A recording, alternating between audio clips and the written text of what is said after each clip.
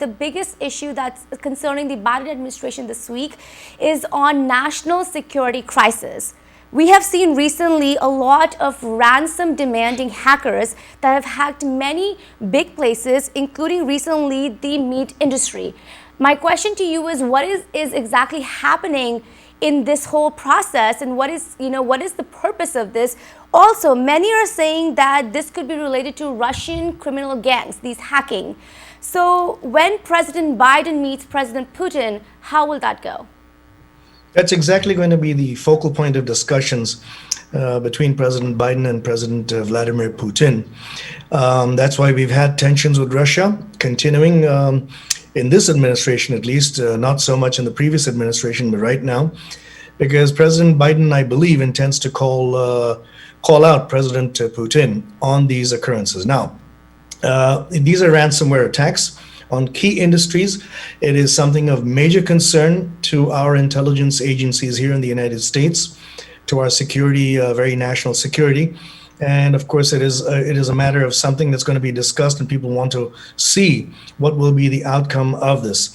Now, it could be entirely true that they're entirely criminal enterprises, having nothing to do with the state. However, the suspicion still lies on the fact that it is probably supported by the state meaning Russia, and in the case of many other ransomware attacks with other nations that are hostile to the United States. Among those could be North Korea, China, of course, which is asserting its influence around the world in various fora. And so this is seriously a matter of genuine concern for the United States. We've had one on the Colonial Pipeline. The CEO today was out there trying to express why he paid ransom and why he thought it was the best interest to do so. The US government has been averse to private enterprise or anybody paying any kind of ransom to cyber attackers, hackers, those who would compromise the system, because this would only encourage them further. And so today, for instance, as we speak, Colonial Pipeline's chief is out there explaining why he indeed agreed to pay the ransom, and whether this should be an ongoing matter. It is a big deal of concern, because now you're worried about infrastructure, the very infrastructure of our country and of the world, as a matter of fact. This morning, for instance, there was a complete breakdown of the internet. It has so far not been blamed on any kind of cyber attack or ransomware attack or anything like that. But that was of major concern immediately within the hour that it all occurred. That was early this morning, Eastern time in the United States. And so it's only a matter of time, if we don't get to the bottom of this and solve it, right, where this could get from worse to even worse. And then who knows what's going to happen to national security. As to the president's visit, it's going to be one of basically confrontation, but at the same time, amelioration in terms of relations, the frayed relationship between the United States and Russia. There have been deep suspicions, and I think the president is going to call out Putin on whether the state of Russia is behind, which means Putin himself, if he himself is endorsing these kinds of attacks, or if the two countries can work together. Both their law enforcement agencies come together. If this is a criminal enterprise emanating from Russia, then how can law enforcement on both sides get together and work to stop it?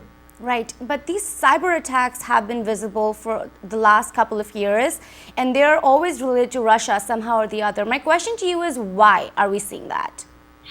Well, first of all, because the Russians, to my knowledge in studying this matter, the Russians have sort of become the experts at zeroing in on cyber attacks, on ransomware attacks, on compromising the internet as we know it. They've been very, very astute, if you will, at carrying out such attacks, and nobody seems to have the greater expertise in this area than the Russians. Time after time again, there has been proof of it. U.S. intelligence has been able to zero in on criminal enterprises that are operating from Russian soil. And therefore, there have been the demands consistently upon the Kremlin to crack down on these cyber criminals and the enterprises. But the lukewarm response of the Kremlin has led to suspicions that maybe the state itself is involved and wants to dominate in this particular fashion. So, what the purpose is, one doesn't know, but why it's always Russia, the answer to that is they seem to have excelled in this particular field. Right. What are the expectations from his first foreign trip, President Biden's? Well, first of all, President Biden has to, good question. President Biden has to make a lot of reparation in the eyes of our NATO allies, number one. He will be going to Europe. He's going to be meeting with our NATO allies. There has been a deep suspicion of the United States after the Trump administration, when the Trump administration took a very hard line against our own allies. For instance, in the area of NATO, the funding of all the military hardware, etc., where Trump asserted that the United States was spending a disproportionately higher amount, seeking this common defense. But it was always the U.S., like in the UN, he asserted that we are paying too much and nobody else is paying their fair share. This has led to dissensions within the alliance. This has led to suspicions of the United States and its intentions as well. So I think President Biden is first going to have to make reparation there to sort of assert once again the U.S. Authority, as it were, and to bring about some kind of world order with NATO allies. So it's going to be a tough task for him because they will now always remain suspicious. Because as far as Biden goes, he could be a one-term president. Now the allies could well turn around and say, well, Mr. President, you're here now, but 4 years later, someone else might come, if not President Trump, and just change things around. So that's what he has to contend with. In terms of his summit with Vladimir Putin, it's going to be all about what is Russia's intent, and he's probably going to call them out on the election, cases where the interference was happening, 2016, in the latest election in 2019, and in 2020. And I'm sure that President Biden's got a lot of work on the table cut out for him. Right. And just talking about elections, another big issue that's been facing the administration is the issue of this voting right bills. They're talking about, many GOP states have been talking about restricting voting laws. I'd like to know, how are you looking at this? Senator Joe Manchin, a Democratic senator, is also opposing these voting rights bill law. Why is he doing so? And also, former President Trump has been promoting the same restrictive laws for voting across the country, especially in red states. What is the purpose of all of this?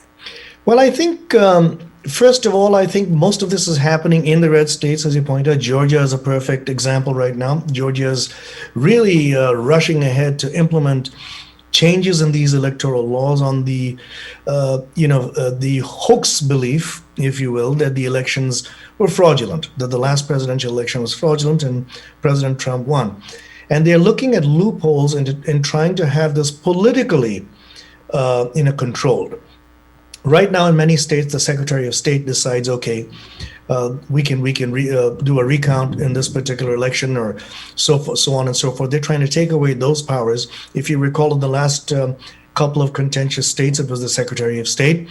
It was Republican officials who pushed back against President Trump.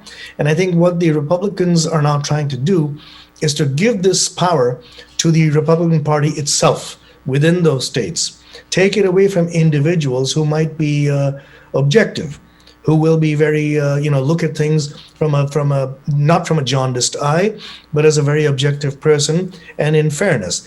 It seems they want to take this away, which basically means you're taking away the power of the people.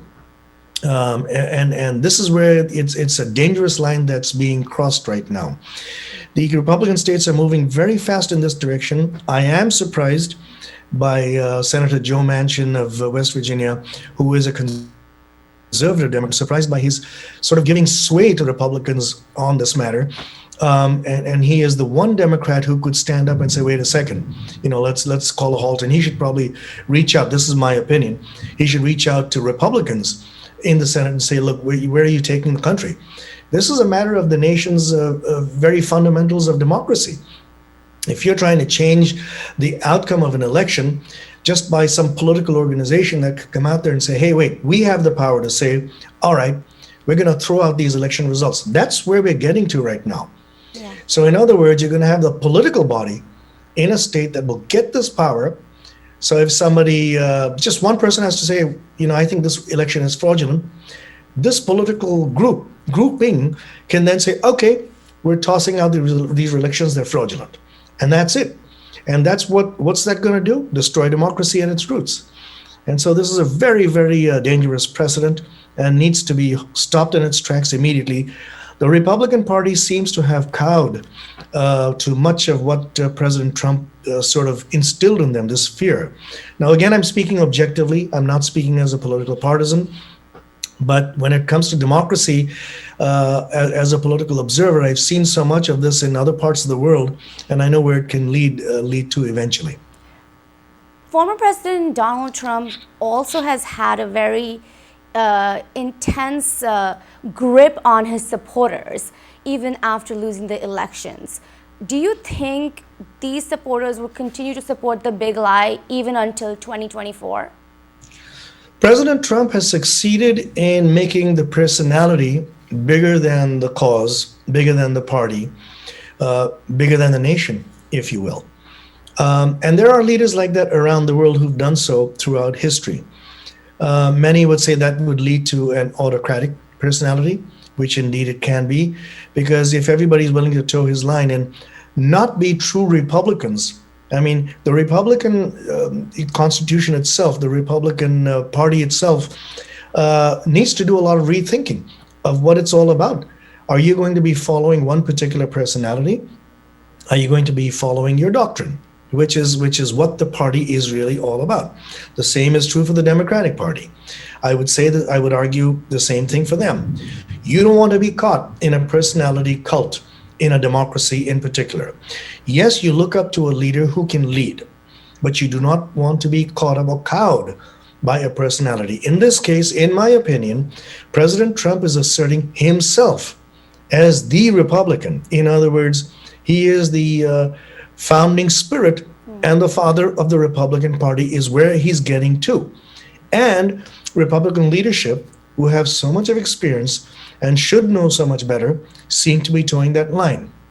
Again, a very dangerous precedent when you allow one personality to dictate to a party where it ought to be and where it ought to go. Compare that to other parties, the Democratic Party in this case, the liberals in the party, the moderates in the party, the conservatives, they debate constantly. They talk about how things should go.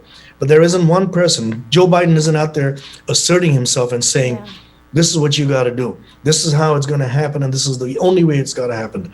No, he's a leader who reaches out and tries to do things. That's what we need more of in the Republican Party, I believe. Right. There is such a stark difference between the old administration of this country, the new administration. Just talking about GOP states, the red states, a lot of them are also having issues of a very slow vaccination program, where in some states you're only seeing 4 people get vaccinated per 10,000 people. How are you looking at this COVID vaccine crisis that is facing the country now, and why has this become a political issue? I think it's actually not just a political issue. It's also become an issue because of mixed messaging coming from the scientific community itself, unfortunately. You're starting to get questioning of Anthony Fauci, Dr. Fauci himself. You're getting questions. I mean, every time you look at your television set now and you look at these experts, they seem to be evolving also. And understandably, the virus itself is evolving, so the scientific explanation would evolve too. But I think a lot of the blame is not just political now or politicization of this matter, but a failure, I think, to a large degree also on the part of the scientific community, which has not been very clear about guidance and things like that. So now you've got a situation, not just in Republican states, but even Democratic states. I want to correct you there. It's not just the Republican states, but the Democratic states as well, where you have a lot of people who are resisting taking the vaccine. In my state, New Jersey, for instance, I'm seeing a lot of resistance from people who say, I'm not going to take it. I'll ask them why not. And they say, there's not enough evidence about this thing, about the side effects, etc. And they're right. They're right to a certain degree, because this is an emergency use authorization of the vaccines that are out there right now. It is not approved, even by the FDA. or the CDC. These are not approved treatments. It's just because it's an emergency. Therefore, an emergency use authorization is in place. So there's a lot of resistance from the common public. And a slowdown is not something I'm surprised about. There is also this lethargic reaction, probably, that people have seen, all right, so let's say about 50% of the population is vaccinated. That should be enough for herd immunity.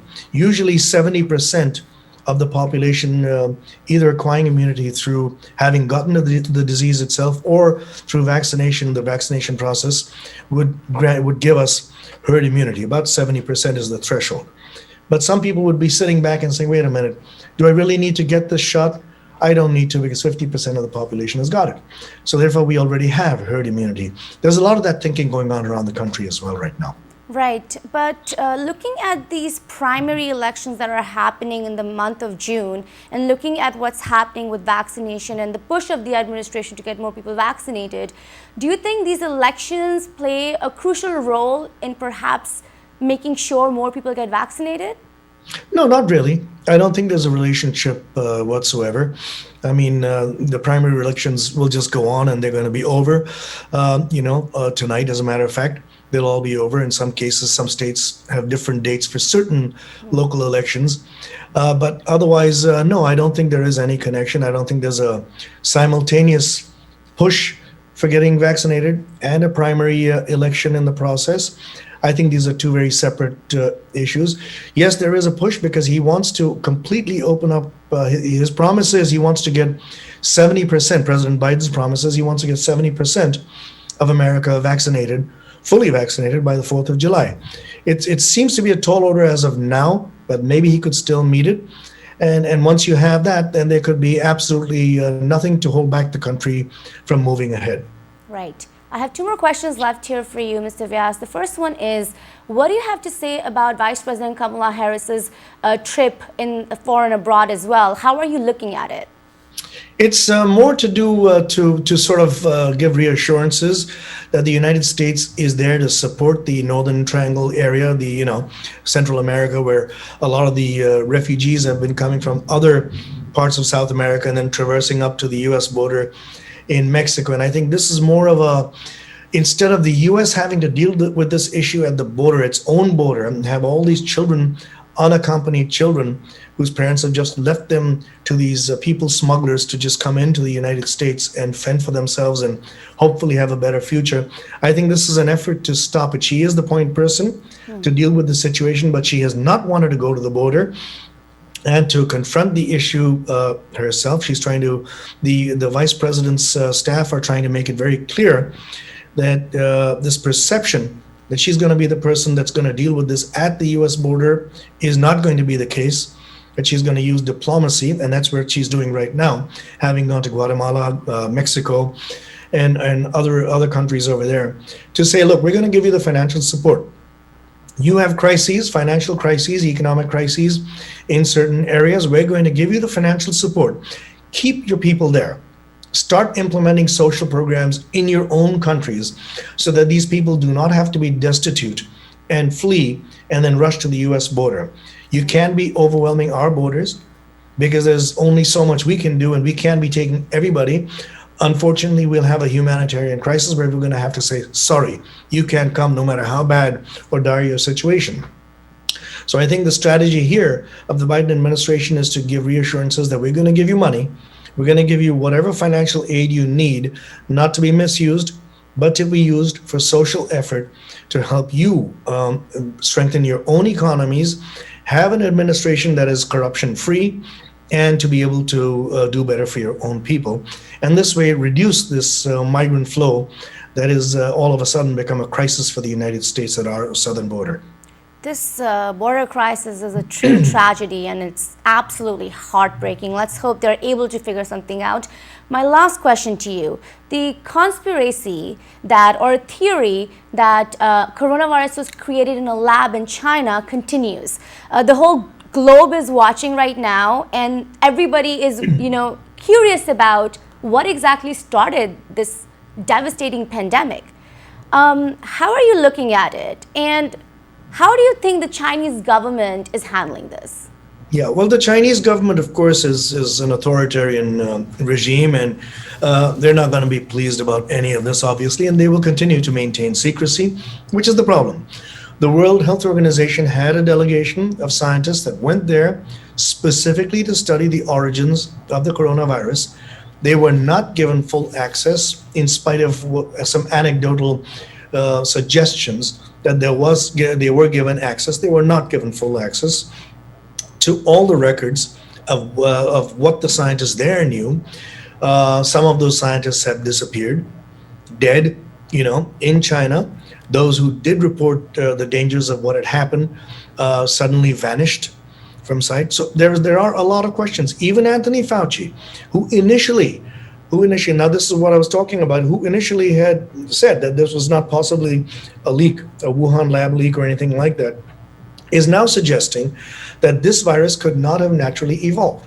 It's because of the nature of its evolution, and any scientist will tell you that viruses don't evolve in this manner. It's a haphazard manner. So it looks like it was a lab-created virus specifically to study how much more damaging it could get, and how would in future a human race have to react to something like this. Most likely it escaped, according to now common thinking. It's also possible it could have been a deliberately created a lab created occurrence. Now that's what they're going to try to prove. That's what they're going to try. President Biden has asked the US intelligence community to come up within 90 days with what they know and they think could have happened.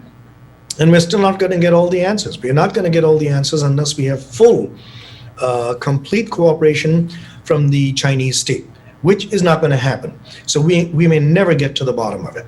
There have also been a couple of defense documents in the past that have been published from the Chinese state, from military scientists over there, that have talked about future pandemics decades ago.